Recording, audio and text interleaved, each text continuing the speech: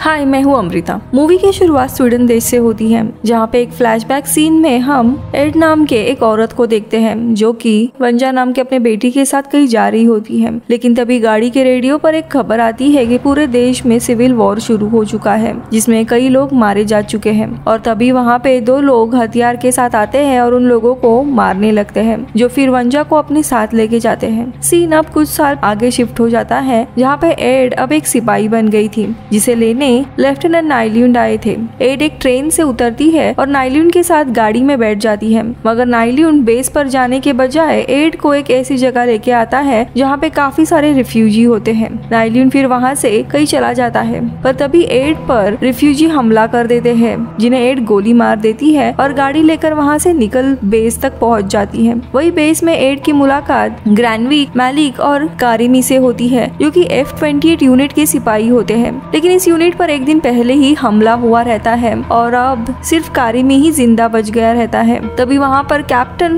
Forsberg आती है और उन चारों को कर्नल रैड के पास लेके जाती है, जहाँ पे कर्नल रैड उन लोगों से कहते हैं स्टॉकहोम के कई सारे आइलैंड के यहाँ पे ठंड की वजह से जम चुके हैं, लेकिन वहाँ पे गाड़ियाँ या शिप नहीं जा सकती, मगर उस बर्फ पर स्केट करके चला जा सकता है और इसीलिए तुम लोगों को यहाँ पे बुलाया है। कर्नल रैड आगे कहते हैं कि हमारे पास इस जंग को रोकने का सिर्फ एक ही तरीका है, हम सबको 2 कैप्सूल देंगे और वो लेकर तुम्हें उसी बर्फ के रास्ते जाना होगा। वहाँ से तुम टेसिनॉय नाम के दूसरे शहर में पहुँचोगे, जहाँ पे एक रिसर्च फैसिलिटी होगी। वहाँ पे वो 2 कैप्सूल लेके जाने हैं और तुम्हारे इस मिशन का नाम ब्लैक क्रैब होगा। लेकिन तभी केट कहती है इतने दूर स्केट करके जाना मुमकिन नहीं है, क्योंकि पूरा बर्फ जम चुका था और ये किसी सुसाइड मिशन की तरह ही है। जिसे सुन कर्नल रैड एड को छोड़कर बाकी सभी को बाहर जाने के लिए कहते हैं। इसके बाद कर्नल रैड एड को उसकी बेटी वंजा की एक फोटो दिखाते और कहते हैं हमें ये फोटो एक रिफ्यूजी कैंप में दिखी थी। ये पता चलने के बाद तुम्हारी बेटी जिंदा है,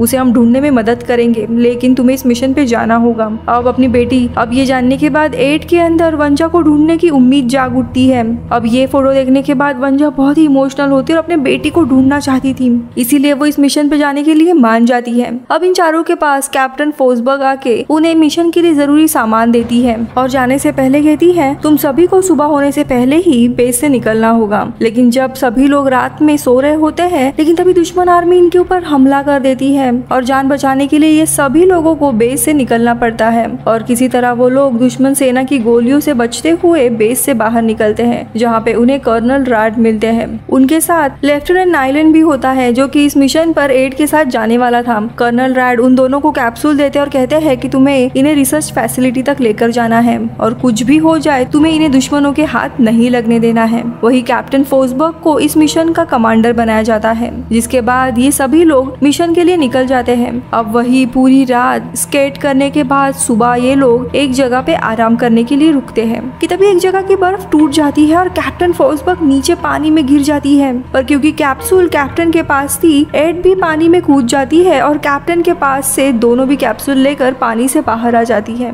वही पानी में गिरने से ये लोग कैप्टन को बचाने की कोशिश करते हैं, लेकिन पानी में गिरने के कारण उसकी मौत हो जाती है। लेकिन किसी भी सोल्जर से ज्यादा इन्हें मिशन पूरा करना जरूरी था और वो लोग आगे बढ़ते हैं। वही पानी में कूदने के कारण एड की हालत खराब हो जाती है और इसीलिए बाकी का ग्रुप एड को एक घर के अंदर लेके जाता है, जहाँ पे वो लोग आग जलाते हैं, जिससे एड को ठंड से राहत मिलती है। लेकिन थोड़ी देर के बाद लेफ्टिनेंट एड के साथ बहस करने लगते हैं कि तुम कैप्टन को बचा सकती थी, लेकिन तुम सिर्फ कैप्सूल लेके आई। लेकिन तभी एड कहती है मेरे लिए मिशन इम्पोर्टेंट है और मैंने उसे बचाने की कोशिश की, लेकिन वो नहीं बच पाई। इनकी बहस काफी देर तक चलती है, लेकिन एड को उसके ऊपर शक आने लगता है, क्योंकि दरअसल लेफ्टिनेंट आइलैंड के बजाय एक दूसरा आदमी आने वाला था, लेकिन अचानक से वो आदमी गायब हो गया, जिसके कारण लेफ्टिनेंट को यहाँ पे आना पड़ा और अभी वो कैप्सूल के बारे में सोच भी नहीं रहा था। अब इनके बहस को इनका ही एक सोल्जर मलिक आके रोकता है। अब ये लोग लेफ्टिनेंट आइलैंड को ही अपना नया कमांडर बना देते हैं और उसके बाद कुछ समय के लिए ये लोग सो जाते हैं।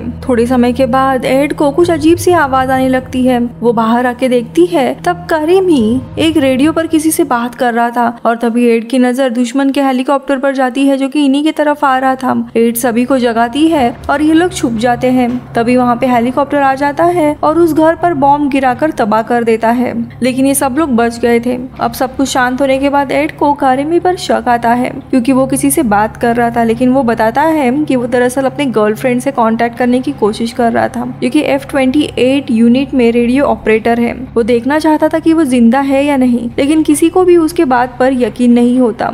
मगर वो लोग उसे वहाँ पे मारते नहीं है, लेकिन ये फैसला करते हैं कि कारिमी को उनके साथ ही ये लोग लेके जाएंगे, लेकिन बिना किसी हथियार के। वही उन्हें अब चलते हुए रात हो जाती है और एक जगह आकर उन्हें बर्फ के नीचे काफी सारे लोगों की लाशें दिखाई देती है, जिन्हें देख वे लोग काफी हैरान होते हैं। लेकिन तभी एक हेलीकॉप्टर इन लोगों को देख लेता है और इन पर गोलियां चलाने लगता है, लेकिन ये सभी लोग अलग अलग दिशाओं में भागने लगते हैं, जिसके कारण गोलियों से बच जाते हैं। इसके बाद ये लोग एक जगह आकर छुप जाते हैं और हेलीकॉप्टर इन्हें ढूंढ नहीं पाता और वहाँ से वापस चला जाता है। वही सब लोग ये फैसला करते हैं कि ये लोग जमीन के रास्ते से आगे बढ़ेंगे, जहाँ रास्ते में इन्हें एक घर में एक कपल मिलता है। वो कपल इन्हें रहने के लिए जगह देता है। वही जब ये लोग खाना खा रहे होते हैं कि तभी एड से कुछ चीज नीचे गिर जाती है। एड उसे लेने नीचे झुकती है और वो देखती है कि उस बुजुर्ग आदमी ने टेबल के नीचे पिस्तौल छुपा कर रखी है और तभी वो बुजुर्ग आदमी उस पिस्तौल से गोलियां चलाने लगता है। लेकिन मालिक और लेफ्टिनेंट नाइलैंड भी उन कपल पर गोलियां चला देते हैं और उन्हें मार देते हैं,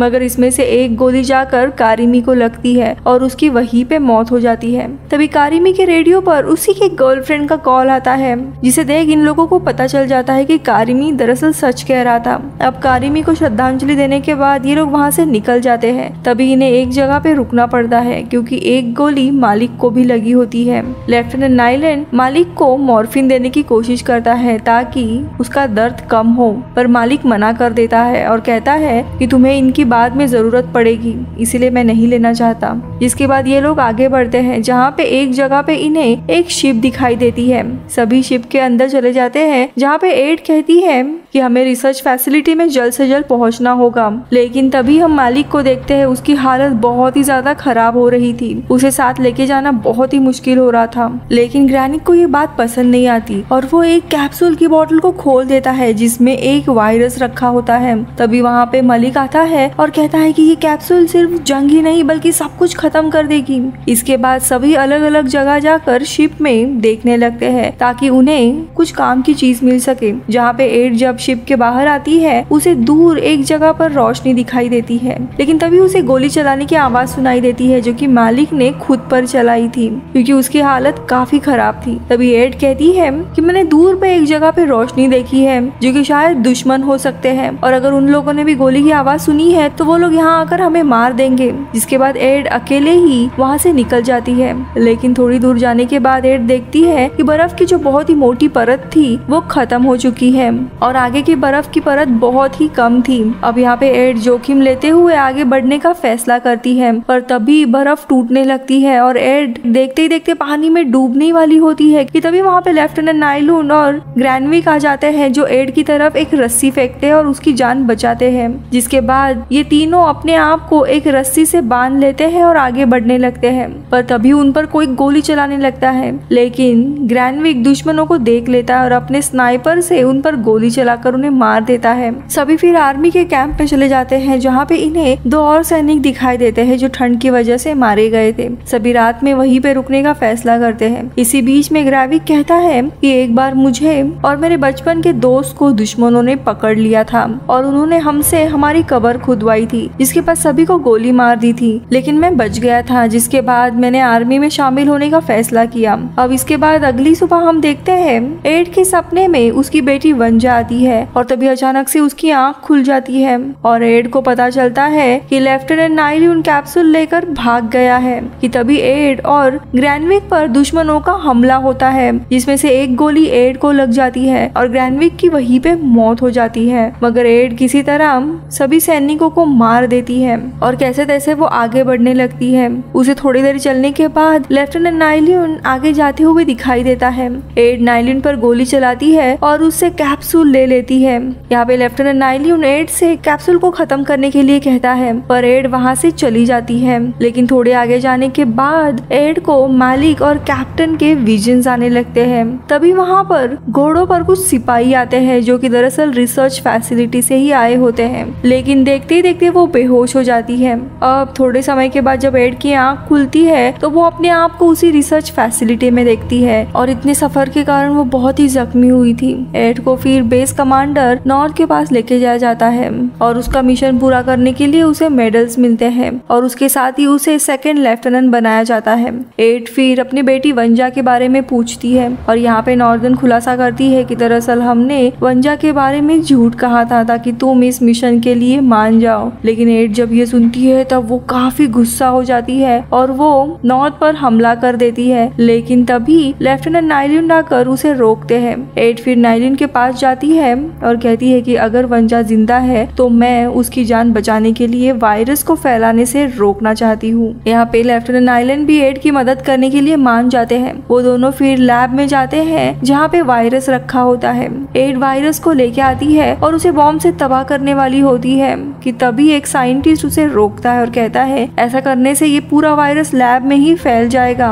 अब नाइलिन फिर इमरजेंसी अलार्म बजाता है, जिसके बाद वो दोनों हैजमेट सूट पहनकर बाहर आते हैं। वही एड के स्टिचेस भी खुल गए होते हैं और वो अब और चल नहीं पा रही थी, इसलिए एड लेफ्टिनेंट नाइलिन को अकेले ही हेलीकॉप्टर में जाने के लिए कहती है। तभी वहाँ पे लेफ्टिनेंट नॉर्थ आ जाती है, लेकिन एड ने वायरस को एक बॉम्ब के साथ हाथ में बांध रखा होता है। एड फिर बेस से नीचे कूद जाती है और बॉम्ब को ब्लास्ट कर देती है ताकि वायरस खत्म हो जाए। अब वो वायरस को तो खत्म करती है लेकिन एड के भी मौत हो जाती है। इसके बाद एड का शरीर समुद्र में जाकर गिरता है, लेकिन तभी थोड़ी दूर पे हम वंजा को देखते हैं, उसकी बेटी को जो ऑलरेडी मर चुकी थी। और इसी के साथ ये मूवी खत्म होती है। मूवी में लेफ्टिनेंट नाइलिन को ब्लैक क्रैब मिशन के बारे में पता था कि ये वायरस रिलीज का मिशन है और इसीलिए वो उसे रोकने के लिए इस मिशन पे काफी मिस्टीरियस तरीके से शामिल हुए थे और इसीलिए अंत में वो एड की मदद करने के लिए मान जाते हैं। Bye bye.